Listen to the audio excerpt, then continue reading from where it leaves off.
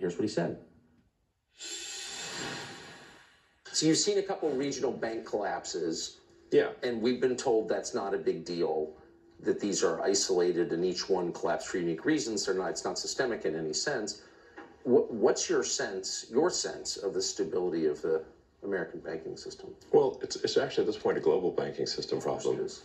So the we have a situation here where it's not that the canary in the coal mine has died, but the miners are starting to die too.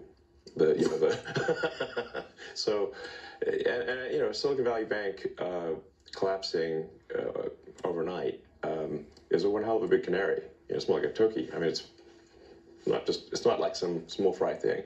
I think that there is a serious danger with the global banking system. There's a strong argument that if you were to actually mark to market the portfolios of the banks, the loans and whatnot, that the entire banking industry would have negative equity. It feels that way. Yes.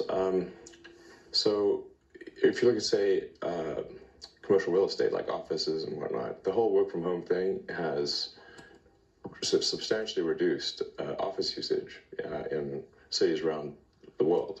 I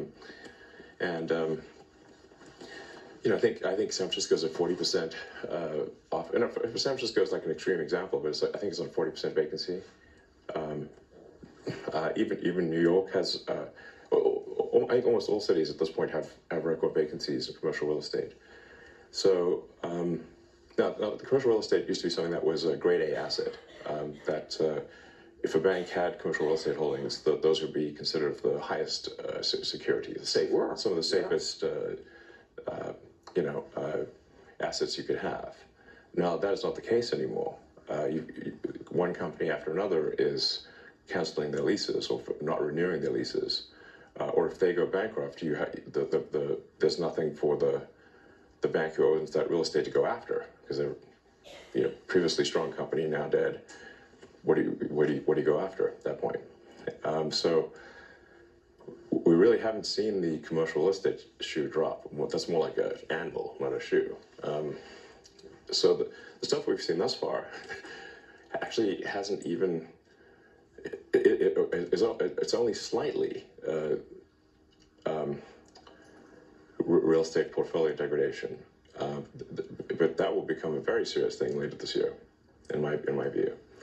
I think if we see, which we're likely to see, a drop in house prices because the interest rates are too high, and for most people, when buying a house, they look at the monthly payment. Of course. If you're a 30-year mortgage, the vast majority of it is interest. So if the Fed rate is high, you have a high base interest rate. Effectively, the price you can pay for the house drops because you now have to pay more interest, which means that if you've got a fixed monthly payment, you can now afford to buy a house for less money. It effectively drops the prices of houses. Yes. This is the kind of thing that tends to accelerate, so that you can get negative equity in the home market as well.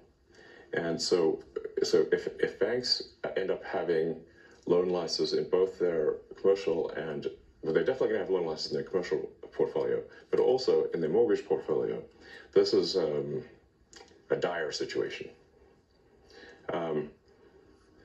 There is a solution to mitigate the magnitude of the damage here, which is for the Fed to lower the rate. But they raised the rate again. Now, if I recall correctly, which important caveat, I think the last time the Fed raised rates going into a recession was 1929. What happened next? Yeah, the Great Depression.